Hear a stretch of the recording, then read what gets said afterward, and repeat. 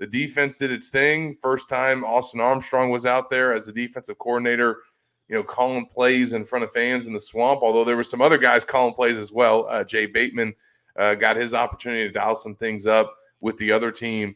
But good debut for Austin Armstrong, and I think his unit, Nick, he had some fun post-game, that video that made its way on social media. But look, I think that the aggressiveness, we thought that, at least I did, that there was going to be maybe somewhat of a vanilla game plan that they rolled out on Thursday, and that wasn't really the case. I mean, they definitely blitzed and had some pressures and got after it. Yeah, I think that must just be a one of the defensive calls, dice personnel, or something like that, Zach. The defense, I think, is going to be fine.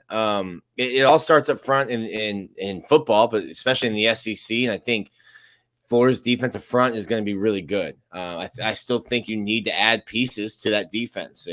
Certainly an edge rusher, a linebacker. There's the edge right there. Speaking of, yeah, an edge rusher, another outside cornerback, maybe a nickel, and a starting safety. But to me, the Florida's defense certainly won the day. The issue you get into with every spring game, this isn't just a Florida thing, is, okay, well, is Florida's defense that good, or is the offense that bad? I mean, we all remember like the Muschamp teams and the way that Muschamp recruited defense. Those defenses were legit. They were awesome. And then you're watching, you're like, okay, well, this offense stinks. Is defense any good, or is it just because the offense is terrible that they're looking this good? And then we came to find out every season that it was both of those. The defense was really good.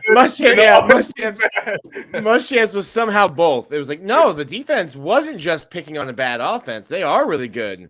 And the offense is really bad. Also that bad. Yeah. Well, maybe that's this case. Maybe the offense will be terrible in 2023, and the defense will be really, really good.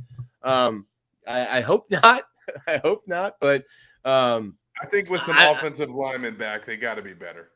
Yeah, that'd be the hope. I mean, Kingsley had his own snapping issues. Certainly not as many as we saw last night, but had his own snapping issues at times. And Florida's got to figure something out on an offensive line. I think Micah Mazuka coming back should help you at left guard. We've been talking about, based on what we've been told, that people were pushing Kingsley for a starting spot. I call cap. I don't think so. I think Kingsley's your starter, and you need him to get back. So much so that he just got the night off. Yeah. I think that shows you where the center. They needed both of those guys to get all the reps at center. And my man, you can just chill over there on the sideline. And then if I'm Kingsley, I'm watching that and I'm like, whew, yesterday's price is not tomorrow's price. Because we are good, bro. We are Gucci. I'm calling up Florida Victorious. I'm like, yo, we gotta bump up those NIL numbers, because your boy is starting. I don't know what these writers are saying about there's a position battle. They can battle themselves. But they missed him. They missed Micah Mazuka. They missed Jalen Farmer. They missed Cam Waits. And as long as those guys are out, Cam Jackson, Caleb Banks, those dudes are going to eat. Tyreek Sapp, who we got to meet with after the game, who's blocking Des Watson, and we're having to deal with all those. I mean, their depth on the interior is really where it's at. I think that is legit. I think that they're good offense or bad offense. I think that defensive front is going to be able to hold its own pretty much against every single team that they play, save for maybe Georgia. That's probably the only offensive front that is going to be able to give that defensive unit a hard time, because I think Cam Jackson, we continue to hear it. Tyreek Sapp hyped him up more after the game. Like, he's going to be a difference maker in the middle. And it was unfortunate that we didn't get to see another guy in the middle, Taraja Mitchell. He did not play in the spring game, so it was an opportunity for a lot of other guys at that inside linebacker spot to play. I thought Manny Nunnery had a pretty good game. But Scooby Williams, he got his go with the starters. It was him and Shamar James. I don't think Scooby will start in the fall, but I also think that he's going to be in the rotation. And talking to Bateman, they're going to use him in like that creeper role. He's going to be moved around a lot. But they missed Wingo, they missed Mitchell. There were some key players that were out, and I think they still played pretty well. But that, as you mentioned, Nick, the secondary. I came into it looking to see what was going to happen at star. I think that Jadarius Perkins, my impression is that he's basically in line to start there. I don't think it's going to be Jaden Hill. He was working with the second team. He was working at nickel, but Hill's also been still repping at cornerback.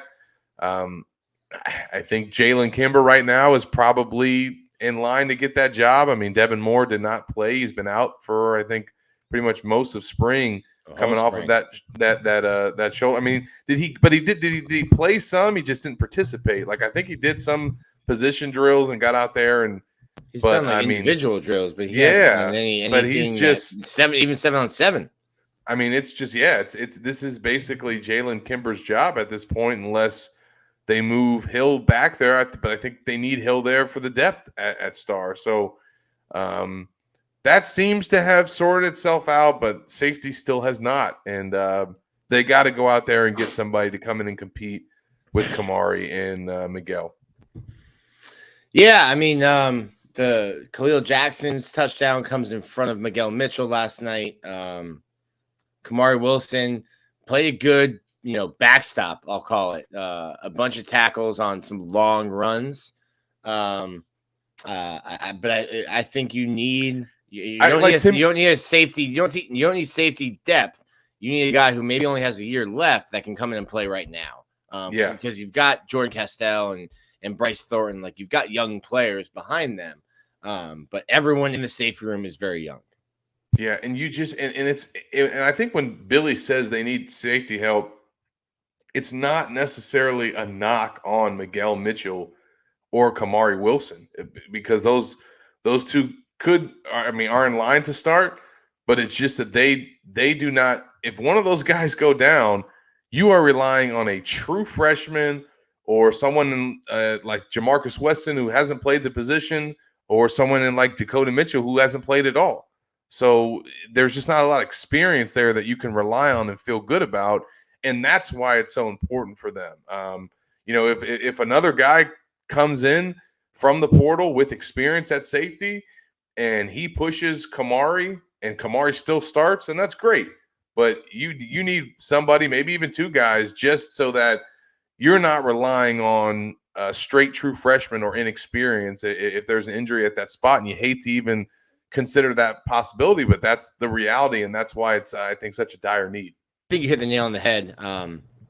Kind of the way that I've been saying it and painting it. I'm guessing people will probably take that as Nick thinks both of those guys stink and they need someone to play over them. But you said it perfectly. Just a twisted ankle, and for Miguel or Kamari, and like you said, now you're playing somebody with 0 snaps. Yeah, or a concussion. I mean, those dudes are trying to take heads off. That's true. So that's a huge thing. And they'll be staring at the portal. It's it's also not a knock on Jordan Castell or Bryce Thornton. By the way, we're not ready to count on you as true freshmen early enrollees. Like, I mean, yeah, the guys that should be getting ready for prom. Yeah. So that's just where they're at. But I think that you feel good about defensive line. We'll see on the inside linebacker spot, and as Nick mentioned, I think that they obviously have some good guys there. I think at the top of their depth chart at edge with Antoine Ryland Powell, who did not play in the spring game, and then obviously Princely, who's going to start, but still could use another player at that spot. So we'll see what they do in the portal. Addressing that now, that's right around the corner.